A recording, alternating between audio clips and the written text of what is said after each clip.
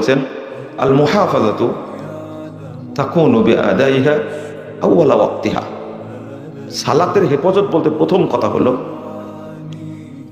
যে ব্যক্তি মানে হেফাজত বলতে বোঝায় যে আউয়াল ওয়াক্তে সালাত আদায় করা, প্রথম কথা আউয়াল ওয়াক্তে সালাত আদায় করা। আর আউয়াল ওয়াক্তে সালাত আদায় করা যে এত ফজিলতপূর্ণ আপনি ভাবতেও পারবেন না, কল্পনাও করেননি কোনোদিন যে আউয়াল ওয়াক্তে সালাত পড়া এত ফজিলত হতে পারে। প্রথম কথা, আল্লাহ বলছেন যারা আউয়াল ওয়াক্তে সালাত আদায় করে তাদেরকে আল্লাহ জান্নাতুল ফেরদাউসের ওয়ারিস বানাবে। এক নম্বর।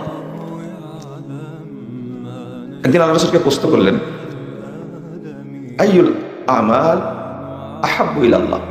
আল্লাহ রাসূল বলেন তো আল্লাহর কাছে কোন আমলটা সবচেয়ে প্রিয়? সহিহ বুখারীর হাদিস। আল্লাহ রাসূল সাল্লাল্লাহু আলাইহি ওয়াসাল্লাম বলেছেন, আস-সালাতু আলা